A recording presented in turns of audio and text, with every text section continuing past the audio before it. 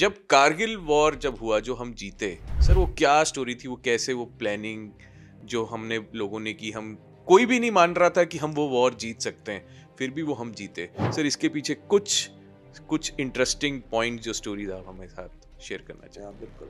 3 मई 1999 का वो दिन था जब एक जो चरवाहे थे, उनका नाम था ताशी नामग्याल।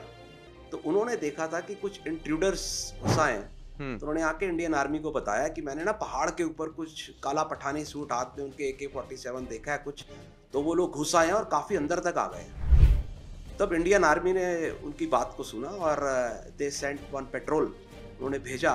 तो तो ये बात पता चली कि वाकई कुछ लोग घुस आए हैं। हम्म। तो फिर धीरे धीरे हमें ये पता चला, लेकिन मई में जो शुरुआत थी, मई में जब हमें पता चल गया तो कुछ जो हमारे लोग एक्लेमेटाइज करके सियाचिन से आ रहे थे, जैसे मनोज कुमार पांडे साहब की गोरखा रेजिमेंट थी, हम्म। वो सियाचिन में डिप्यूटेड थी। हम्म। और उस समय उनकी छुट्टी भी सैंक्शन हो गई and he was moving to Lucknow hmm. Happily कि भाई अब मेरे को छुट्टी मिल गई, मैं जा रहा हूँ। लेकिन तभी पता चला कि यहाँ पर कुछ जो इंट्रूडर्स आ गए हैं, तो उनकी छुट्टी कैंसिल कर दी और उनको वहीं डिप्यूट कर दिया। अच्छा।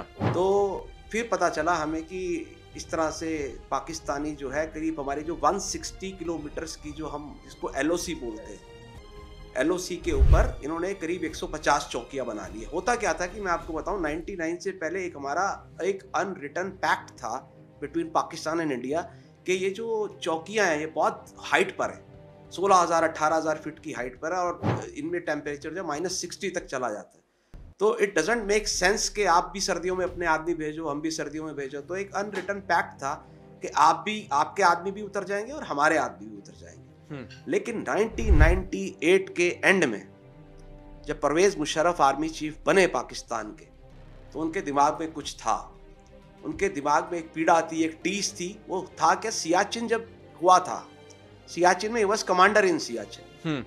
तो सारी उनकी प्लानिंग थी कि सियाचिन मुझे कब्जा करना। उन्होंने प्लान बना लिया कि सब कुछ रेडी है, बस अब सियाचिन हमारा। लेकिन इंडिया को वो खबर मिल गई, तो 17 अप्रैल को हमने सियाचिन उनसे छीन लिया। तो उनके दिल में वो टीस थी कि मेरे को सियाचिन का बदला लेना। तो जब वो आर्मी चीफ बने, तो आर्मी चीफ से पहले जब वो और भी सीनियर पोस्ट पे थे, उन्होंने ये विचार कई प्रधानमंत्रियों को दिया, मैंने बेनजीर भुट्टो को भी दिया कि इसको हम करते हैं, कारगिल को करते हैं। तो उन्होंने सबने कहा यार ये मतलब कि ये फालतू का विचार है, ये नहीं करना चाहिए हमें। तो मुझे नहीं पता कि नवाज शरीफ को उन्होंने लूप में लिया था कि नहीं लिया था, लेकिन ये उनका खुद का डिसीजन था या नहीं था। लेकिन फैक्ट्स ये बताते हैं कि दिसंबर में जो हमारी हाइट्स थी कारगिल की, उस पर इंट्रूजन हो चुका था। वो लोग आकर बैठ चुके थे। मतलब लड़ाई हुई कब हमें पता चला, मई में। तो वो लोग जनवरी में ही आकर के बैठ गए थे।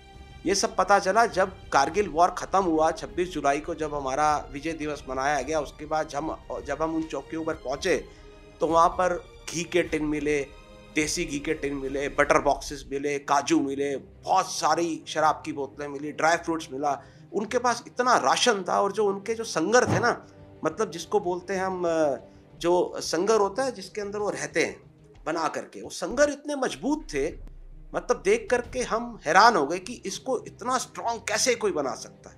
मतलब जिस पर मिसाइल का भी जो असर नहीं हो रहा, इतना स्ट्रांग उन्होंने बताया। विच शोस के उन्होंने बहुत टाइम लगाकर बड़ी तसल्ली के साथ ये सारे संघर्ष उन्होंने बनाए। 150 किलोमीटर 160 किलोमीटर की जो हमारी LOC थी, उस पर बैठ करके आराम से 150 चौकियों पर उन्होंने कब्जा किया।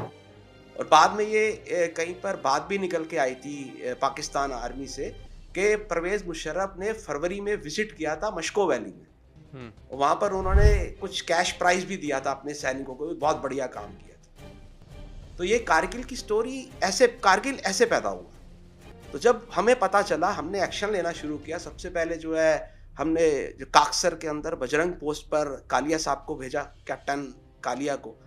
तो उनको उन्होंने कैप्चर कर लिया। 15 मई 1999 था। उसके बाद कैप्टन अमित भारद्वाज को भेजा, 4 जाट के थे, उन्हीं को देखने के लिए कि ढूंढो भाई वो है कहाँ पे। अमित भारद्वाज जी और सौरभ कालिया जी का बड़ा क्लोज कनेक्शन था। Saurabh Kalia was junior to Amit Bhardwaj, उनको छोटा भाई मानते थे अपना। तो जब वो उनको ढूंढने गए, तो उनकी भी वहाँ पर हत्या हो गई, अमित भारद्वाज साहब की। तब हमें पता चला धीरे धीरे कि ये तो भाई मामला ही कुछ और है। मतलब ये इट्स नॉट अ इंट्रूजन, ये तो फुल फ्लैज आर्मी जो है पाकिस्तान की आ चुकी है। और लेकिन उस समय हमारे पास वहाँ पर हम थोड़ा बैक फुट पर थे।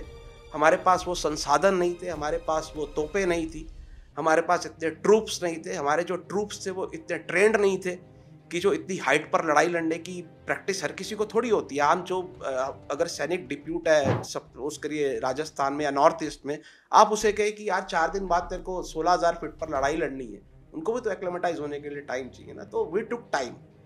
तो May was not good for Indian army, हमारे बहुत सारे लोग मारे उन्होंने, नो डाउट। लेकिन गेम चेंजर हुआ जब 12 जून 1999 को सबसे पहले हमने डिसाइड किया कि आज तोलोलिंग पर अटैक होगा। और सबसे इंटरेस्टिंग बात इसके अंदर ये है कि पहले डिसाइड हुआ था कि हम 11 जून को अटैक करेंगे, बट 11 जून वाज फ्राइडे। तो हमारे ट्रूप्स साइकोलॉजिकली थोड़ा सा उन्होंने कहा कि साहब इसको आप फ्राइडे मत करो, इसको 12 जून कर लो। तो Indian Army agreed to that. और उसमें एक अच्छी बात उस दौरान ये हुई थी कि वर्ल्ड कप का मैच चल रहा था।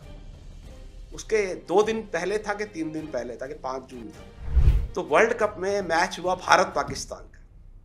तो everybody was praying in the entire country कि आज ये मैच इंडिया को जीतना है, क्योंकि हमें कारगिल जीतना है। तो भगवान ने साथ दिया हमारा, हम मैच जीत गए।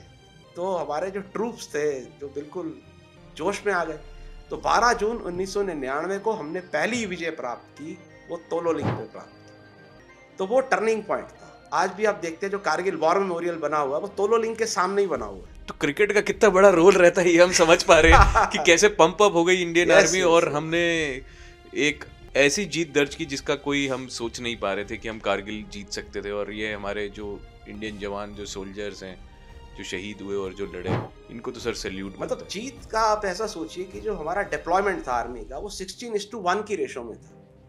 अगर वहां पर उनका एक बंदा था, हमारे 16 बंदे डिप्यूट किए। वो क्यों? क्योंकि टेरेन इतना टफ था। आप सोचिए कि हमारा जो एनिमी यहाँ बैठा हुआ है और आपको यहाँ से चढ़ना है, और वो भी सब जगह बिल्कुल नेकेड है, वो आपको देख सकता है।